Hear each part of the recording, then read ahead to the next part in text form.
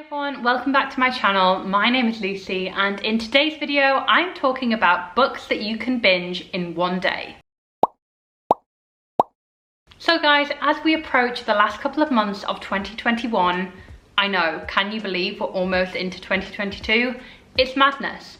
But I don't know about you guys, but I am severely behind on my reading goals. And so what I'm looking for at the minute is very short, digestible, quick reads that I can binge in a day and try to get up to speed on my reading goals and hopefully smash my reading challenge for 2021. So I have a selection of super quick books that you can add to your TBR this autumn and hopefully feel so much better about your reading progress this year. And I just think there's something really pleasing about being able to finish a whole book in a day. So I have kind of accumulated a really nice selection here of short books, but books that will really make you think. And even though they are quite short, they will just fill your day with an incredible reading experience. So let's get on with the books that I have chosen that you can binge in a whole day. Okay, so the first two I want to mention are graphic novels. So graphic novels are a really good way to kind of catch up on your TBR because they are so digestible and because they have like images, they have kind of pictures, they have drawings. It's just easier to get through them really quickly. So I've got two of my favorites here. The first one is very autumnal themed, of course, and it is one of my all-time favorite graphic novels. It is Pumpkinheads, and this is by Rainbow Rowell and Faith Erin Hicks. So Pumpkinheads is like the most autumnal, lovely graphic novel I have ever read. I want to give you guys like a sneak peek into a few of the scenes. Like, look at how aesthetic and lovely this is. Basically, it's a super short book, it's a super short read, but it is so adorable. Basically, this book is about two people, a boy and a girl, who basically work at the same pumpkin patch, like the same kind of autumnal festival each year, and they don't see each other outside of that time of year. So they've been working together for the past few years and have slowly started growing a crush on each other. And they look forward to the Halloween and autumnal season so that they can see each other again and hang out. And this is actually the last year at the pumpkin patch that they're working before they go away to college. So basically it's kind of this big moment where they are trying to profess their love to each other, and they basically have all this kind of like fun adventure around this pumpkin patch. It's so lovely. I really would recommend. I actually read this once a year because it's just super short, super great, and it always puts me in the like autumnal spirit. So I really would recommend Pumpkinheads. If you want something short but very sweet, very like entertaining, but also super, super cozy, like this book will make you feel so cozy. And even better, you can read it in a day. The next book along those lines is another graphic novel, and it is Heartstopper by Alice Oseman.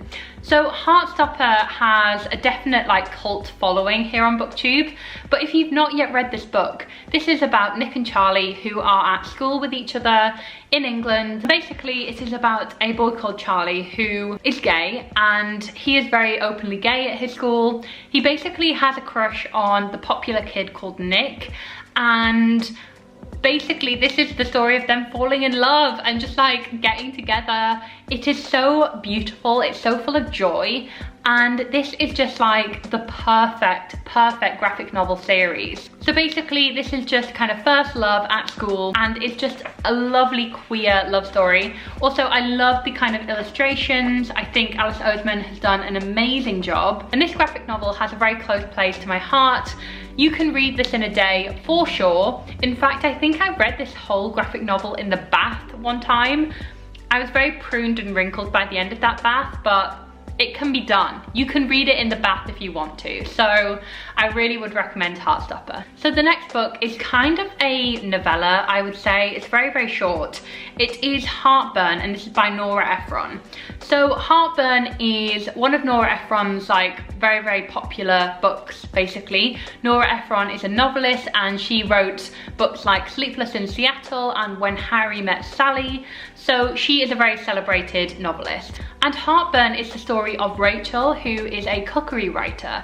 and she is very, very pregnant when she finds out that her husband has been seeing another woman behind her back, and worse off, it is someone that she actually knows. So she goes through this very tumultuous time in her marriage where she's about to give birth and realizes that her marriage isn't what she thinks. This has the most beautiful writing, the imagery is stunning, and also it's just like very, very funny at times as well. Like there's a very wry humor about it. Also, what I love about it is because Rachel is a cookery writer, there's actually recipes interspersed throughout this book. So I really, really loved Heartburn when I read it earlier this year. And the best thing about it is it's super duper short. As you can see, there are, how many pages?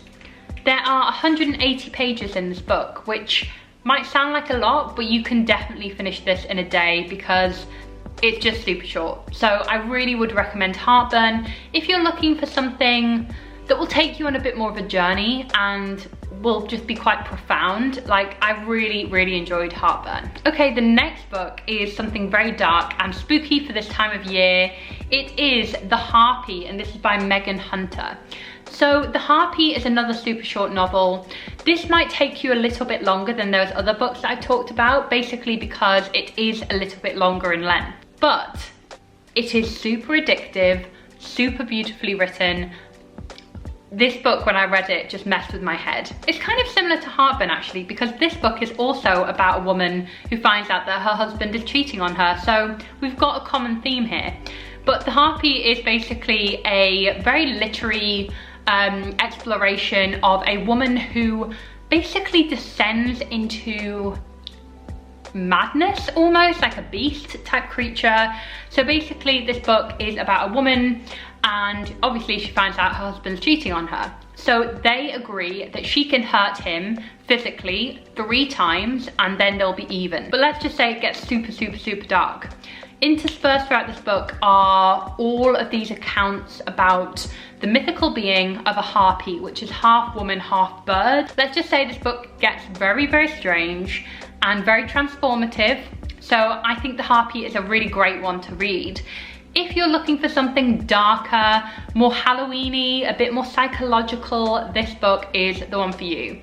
And you probably do need to allow a few more hours to read this book because, as I said, little bit longer, but you can definitely finish this in a day. Okay, the next 2 books I really want to recommend are poetry, and they are the poems of Charlie Cox.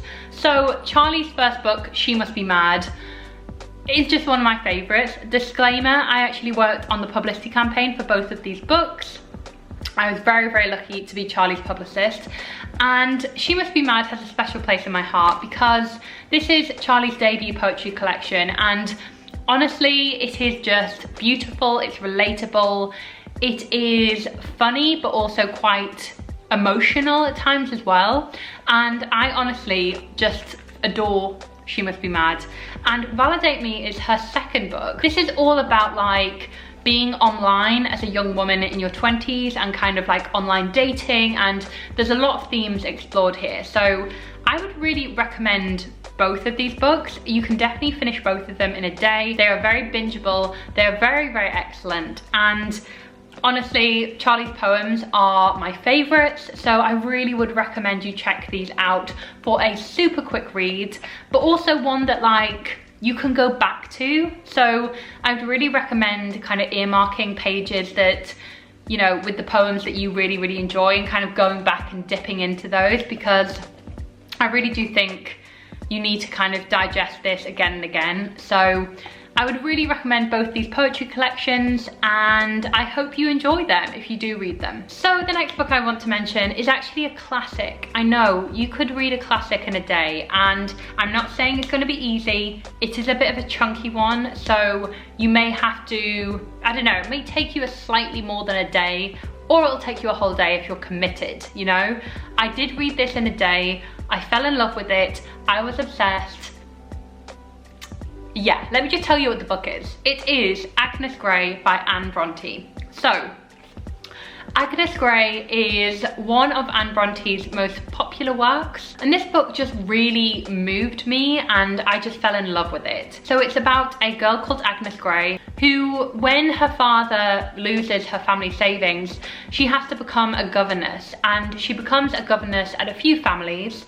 She eventually settles with one family where she basically ends up being quite comfortable there, and she meets the local pastor, I think Mr. Weston, I think his name is, where she basically kind of has the hots for him. But then the oldest child that she's the governess of, called Rosalie, actually sets her designs on Mr. Weston as well. So there's kind of a tension there.